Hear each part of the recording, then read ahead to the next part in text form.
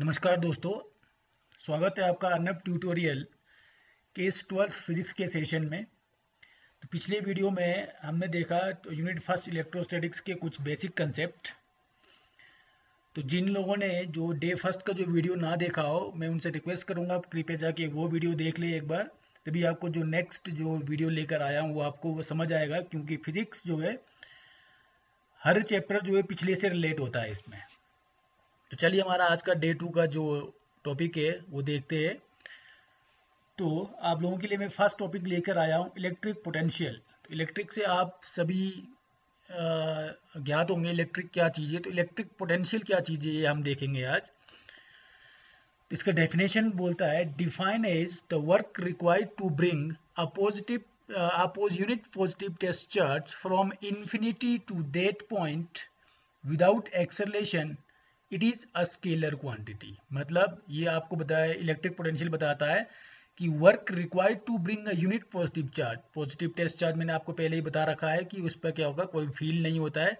कोई unit positive test charge को क्या करना है, हमने इन्फिनिटी से लेके किसी पॉइंट तक लेके आना है विदाउट एक्सेलरेट करके। ठीक है, कोई पॉइंट है हमारे पास, कोई चार्ज है, उसको हमने विदाउट एक्सेलरेट किए किसी पॉइंट तक लेके आना है। इन्फिनिटी से विदाउट एक्सेलरेट किए किसी पॉइंट पर लेके आना है। तो जो लेकर आने में जो हमारे को वर्क किया तो वो क्या कहलाएगा, आपका इलेक्ट्रिक पोटेंशियल कहलाएगा वो।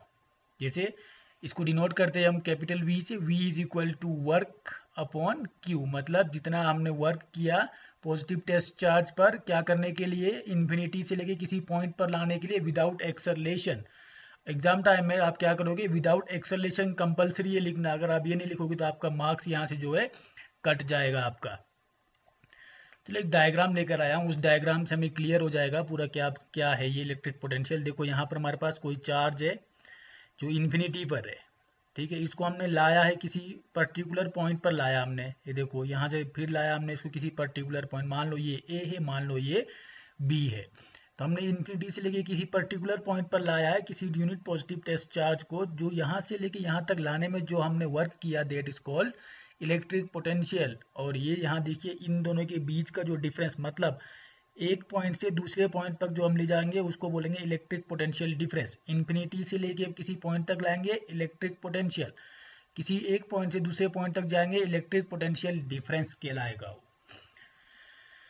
तो चलिए नेक्स्ट यूनिट की बात करते हैं। इसका यूनिट तो electric potential is equal to W one में क्यू होता है। डेफिनेशन से क्लियर हो गया हमारे को। तो जो वर्क का जो यूनिट होता है वो जूल होता है और चार्ज का होता है कूलम। तो ये क्या आ गया, जूल अपॉन कूलम। या आप इसको ये भी बोल सकते हैं, और electric potential is equal two joule coulomb inverse भी लिख सकते हैं आप इसको। अब डायमेंशनल फार्मूला की बात करें, डायमेंशनल फार्मूला जो होता है ml2t-3। ठीक है, जो आपका t-3 और a2 जो इसका डायमेंशनल फार्मूला होगा। तो ये डायमेंशनल फार्मूला को याद रखिए, क्योंकि बहुत बार आपके एग्जाम में 1 मार्क्स मल्टीपल चॉइस क्वेश्चन में बहुत बार पूछा गया है ये। तो चलिए नेक्स्ट टॉपिक की ओर बढ़ते हैं। नेक्स्ट टॉपिक हमारा इलेक्ट्रिक पोटेंशियल डिफरेंस। जो अभी मैंने बताया था आपको इलेक्ट्रिक पोटेंशियल डिफरेंस डायग्राम के डायग्राम जब बताया था उस टाइम मैं क्लियर कर दिया था कि क्या है इलेक्ट्रिक पोटेंशियल डिफरेंस। फिर भी एक डेफिनेशन लेके आया हूँ मैं आप लोगों के लिए। Define as the work required to bring a unit positive test charge from one point to another point without acceleration. मैंने पहले ही क्लियर कर रखा था, किसी यूनिट पॉजिटिव टेस्ट चार्ज को एक पॉइंट से दूसरे पॉइंट तक लाएंगे हम बिना एक्सेलरेशन किए। तो जो लाने में जो वर्क हुआ वो क्या कहलाएगा, हमारा इलेक्ट्रिक पोटेंशियल डिफरेंस कहलाएगा। इसको डिनोट करते हैं हम डेल्टा वी से। Electric potential difference is equal to, इसको डिनोट करेंगे delta V is equal to work. ठीक है, वर्क कहाँ से कहाँ तक, ए टू बी तक लाने के लिए वर्क किया हमने। ए टू बी कहाँ, किसको लाया हमने, चार्ज को लाया। तो ये आपका इलेक्ट्रिक पोटेंशियल डिफरेंस। अच्छा, और एक चीज पॉइंट याद रखिएगा, equation of electric potential due two point charge. इसका इक्वेशन याद रखिएगा, क्योंकि जो हमारे पास नेक्स्ट जो डेरिवेशन आने वाला है तो उसमें ये इक्वेशन जो है काफ़ी यूज होगा। तो वो इक्वेशन है v इज इक्वल टू क्या होगा हमारे पास, 1/4πε0 q अपॉन में r। तो ये इक्वेशन को दिमाग में बिठा लीजिए, सेट कर लीजिए। तो ये जो है आपका नेक्स्ट में हमारे पास यूज होने वाला है। तो चलिए बढ़ते हैं दूसरे टॉपिक की ओर।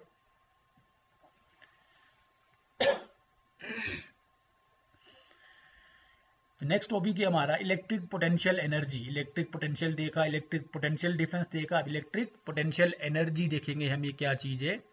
Define as the work done required to bring charges to their respective position to from a system without accelerating them. मतलब ये भी वही हिसाब किताब है जो आपके electric potential. Define as work done, क्या किया हमारे को, जो हमने काम किया। रिक्वायर्ड टू ब्रिंग चार्जेस, किस लिए काम किया, किसी चार्ज को हमने लाया, कहाँ से लाया, to their respective position to from a system, किसी सिस्टम के रिस्पेक्टिव पोजीशन से किसी चार्ज को लेकर आएंगे हम विदाउट एक्सेलरेट, जो उस चार्ज को लाने में जितना हमारे को वर्क करना पड़ा तो उसको हम क्या बोलेंगे, इलेक्ट्रिक पोटेंशियल एनर्जी बोलेंगे।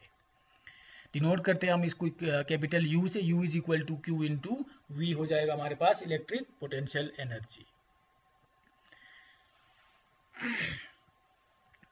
तो इलेक्ट्रिक पोटेंशियल एनर्जी के बारे में जब हम बात करेंगे तो इसमें दो टाइप के क्वेश्चन बन सकते हैं आपके पास, कि फॉर 2 पॉइंट चार्ज सिस्टम और फॉर 3 पॉइंट चार्ज सिस्टम बन सकता है।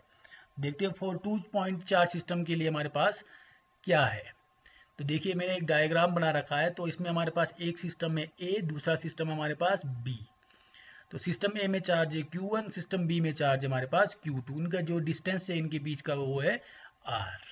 तो चलिए 2 पॉइंट चार्ज सिस्टम है। अब क्या हुआ इसमें, on bringing Q1 from infinity, पहले ये Q1 यहाँ पर नहीं था, इसमें नहीं था, वो कहाँ था, इन्फिनिटी था, मतलब बाहर था जहाँ पर कोई फील्ड नहीं है और वहाँ पर वर्क भी नहीं होगा। W1 इज इक्वल टू 0, क्यों हो गया, no electric field in infinity. मैंने पहले ही बता रखा था इन्फिनिटी पर कोई भी आपका फील्ड नहीं लगेगा, वहाँ पर जब फील्ड ही नहीं होगा तो आपका वर्क ही नहीं है, तो वो इजीली अपने आप क्या हो जाएगा, आपके पास Q1 में पहुंच जाएगा, ए सिस्टम में आ जाएगा। Next on bringing Q2 from infinity, तो हम क्या करने वाले हैं अब नेक्स्ट पे, अब Q2 को लाएंगे इन्फिनिटी। तो पहले ये Q2 यहाँ पर नहीं था, ये कहाँ था, मान लो इन्फिनिटी पर था।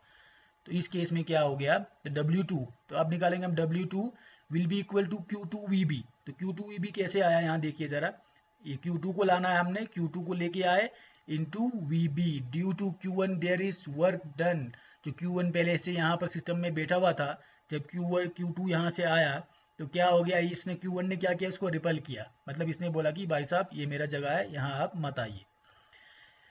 तो अगर यहाँ पर Q1 नहीं होता तो हम डायरेक्ट ये Q2 को लेके आ सकते थे, हम इसने रिपेल किया, तो इससे हमारे को रिपेल से बचने के लिए हमने क्या किया, कोई इसको भी धक्का लगाया, हमने वर्क डन किया, तभी हमारे कहाँ पहुँचा, वो सिस्टम बी के पास पहुँचा, तभी हमने Q2VB किया यहाँ पर। आई होप क्लियर होगा आपको ये जो आपका स्टेप था। Next W2 will be equal to Q2 1/4 pi epsilon naught Q1 upon में R। ये कहाँ से आ गया, मैंने पिछले वीडियो में, पिछले जो टॉपिक आया था उसमें कहा था मैंने कि ये जो V का वैल्यू जो है याद कर लीजिए, 1/4 pi epsilon naught Q1 upon में R। VB का वैल्यू Q1 क्यों लगाया हमने यहाँ पर, क्योंकि Q1 इसको रिपेल कर रहा है, काम किसकी वजह से हो रहा है, Q1 की वजह से हो रहा है।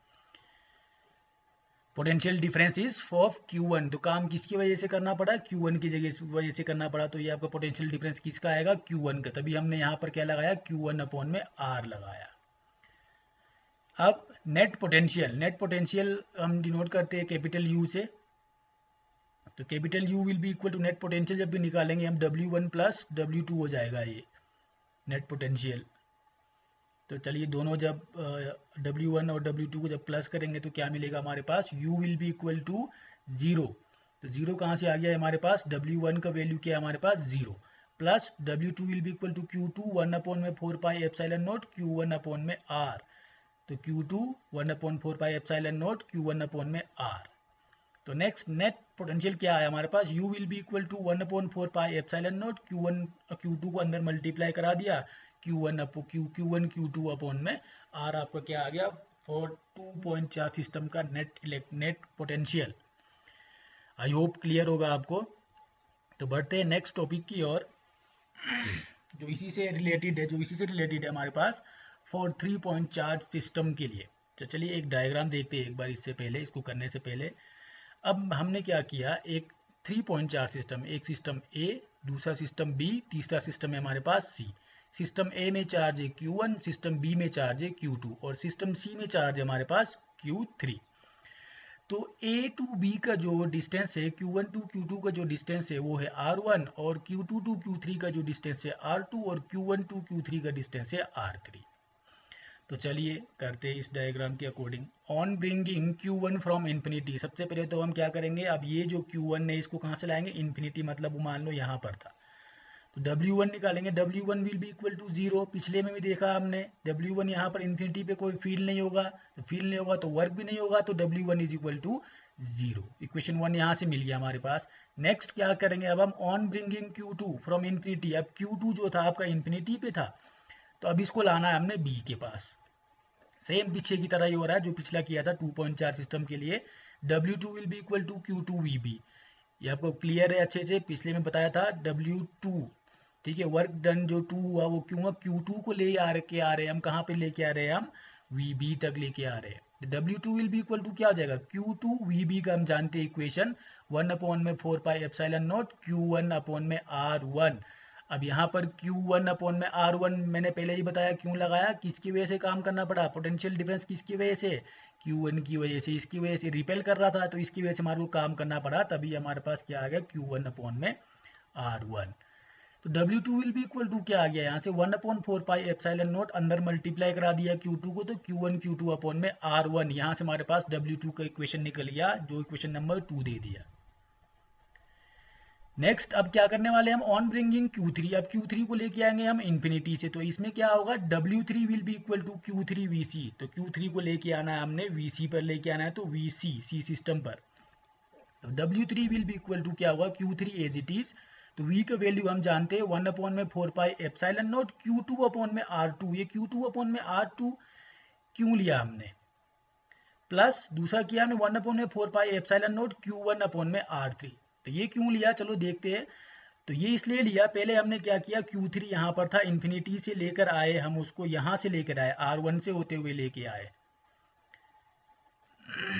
ठीक है। यहाँ से लेके आए हम, यहाँ पर पहुंचे तो VB के पास पहुंचे हम, Q3 को लेके आ गए हम VB के पास 1/4πε0, तो Q2, ठीक है, काम किसकी वजह से करना पड़ा, Q2 की वजह से करना पड़ा, और इसका डिस्टेंस क्या है, यहाँ से Q2 से लेके यहाँ से लेके आता का डिस्टेंस क्या हमारे पास R2, क्लियर है।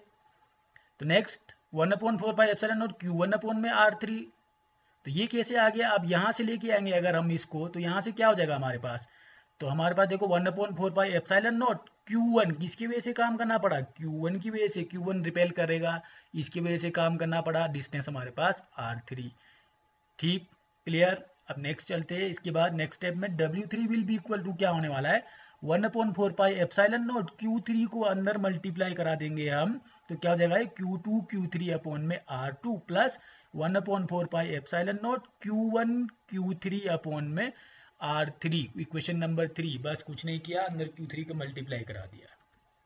अब वही जो पिछले टॉपिक में किया था, so net potential is equal to U is equal to, sorry यहाँ पर W2 लगा दिया है मैंने, W2 यहाँ W2 नहीं है, ये W1, ठीक है, हमारा ये क्या हमारे पास W1 है, सॉरी ये ठीक कर लीजिए, जब आप इसको अपने नोट्स बनाओगे आप तो इसको ठीक कर लीजिएगा, W1 plus W2 plus W3, तो U will be equal to क्या आएगा, W1 तो हमारे पास ऑलरेडी 0 है तो भूल जाओ इसको, तो मैंने डायरेक्ट ही निकाल दिया है। आप इसके बाद आप एक स्टेप आप जोड़ सकते हो, वो इस तरीके से कर सकते हो आप, 0 प्लस 1/4πε0 Q1 Q2 अपॉन में R1 प्लस Q3 का लगाइएगा 1/4πε0 Q2 Q3 अपॉन में R2 plus 1/4πε0 Q1 Q3 upon में R3 लगा के बाद नेक्स्ट स्टेप में आपके पास ये आएगा, 0 तो आपका हट जाएगा, तो 1/4πε0 दोनों में से क्या आएगा, ये कॉमन आएगा हमारे पास, कॉमन निकाल देंगे तो बचेगा क्या हमारे पास, अंदर बचेगा हमारे पास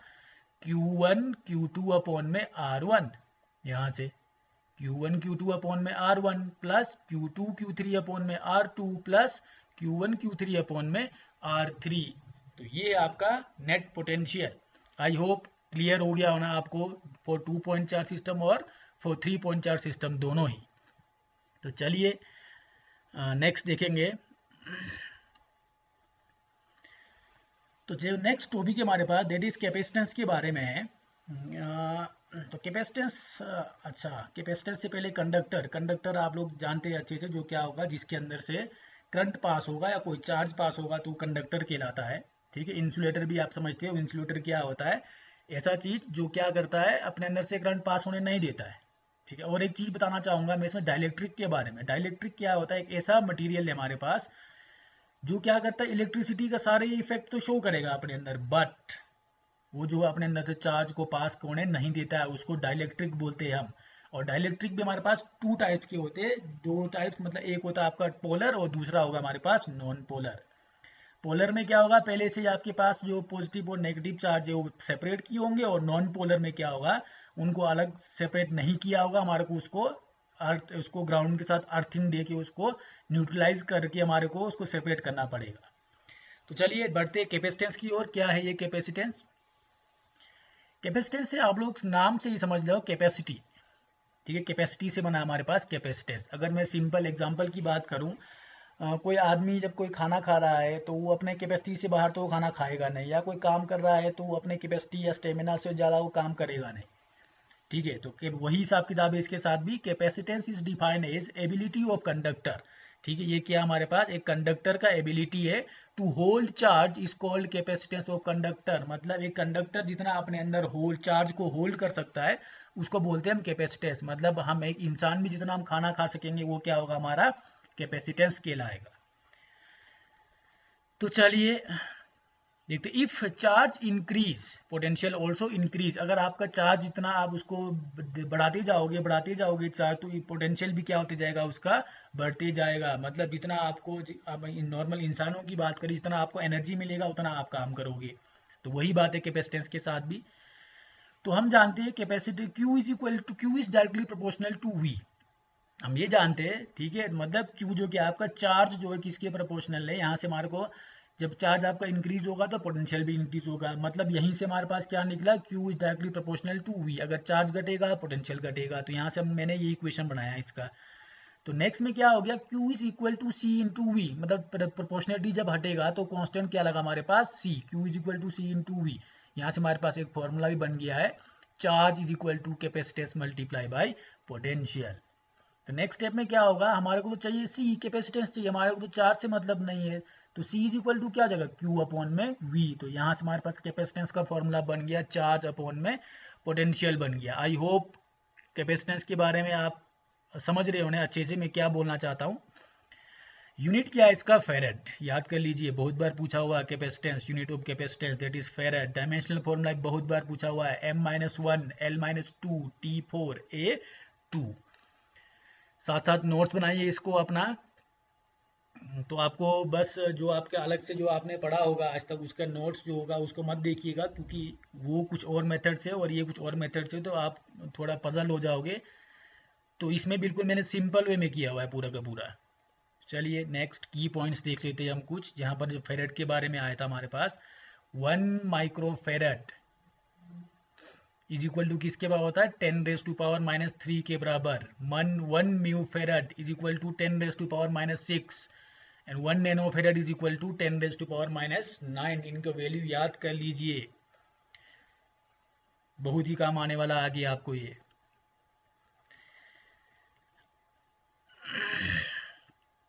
तो नेक्स्ट हमारे पास कैपेसिटेंस के ऊपर ही एक मैं डेरिवेशन लेके आया हूँ।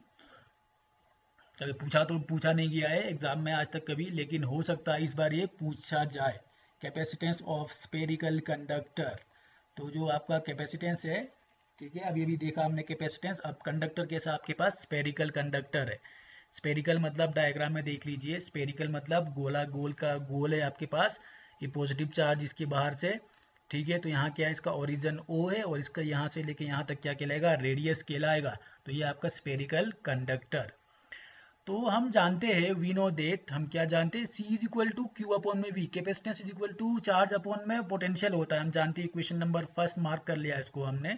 वी ऑल्सो नो देट, हम एक और चीज जानते हैं, वो क्या जानते हैं, V is equal to 1/4πε0 Q upon में R, ये हम जानते हैं। तो फ्रॉम बोथ इक्वेशन, जब हम दोनों इक्वेशन के साथ इक्वेट करेंगे तो क्या हो जाएगा, C is equal to Q, बस हम V का वैल्यू लगाने वाले हैं। C is equal to Q upon में 1/4πε0 Q अपॉन में R। यहाँ से क्या हो जाएगा हमारे पास, ये Q से Q जो है कैंसिल हो जाएगा, 4πε0 नीचे था तो आपको कहाँ जाएगा, ऊपर चले जाएगा। तो C is equal to 4πε0 R. तो ये क्या आ गया आपके पास, equation of capacitance of spherical conductor. जब एग्जाम में करोगे आप बस इस तरीके से मत लिखिएगा, बिल्कुल सेम सेम थोड़ा अच्छे से बना के लिखिएगा। तो ये था आपके पास डे 2 का हमारा टॉपिक्स। तो आज के लिए इतना ही काफ़ी है। तो नेक्स्ट वीडियो में इसके आगे हमारे पास डे 3 में हमारा फर्स्ट यूनिट जो है कंप्लीट हो जाएगा हमारे पास। उसके बाद मैं आपको एक वर्कशीट दूंगा, तो वर्कशीट जो है आपको प्रैक्टिस करना होगा खुद ही। तो इस वीडियो को देखने के लिए बहुत बहुत धन्यवाद आपका, और हमारे साथ जुड़े रहने के लिए हमारे चैनल को सब्सक्राइब कीजिए और ज़्यादा से ज़्यादा शेयर कीजिए। तो मिलेंगे हम नेक्स्ट वीडियो में, तब तक के लिए धन्यवाद।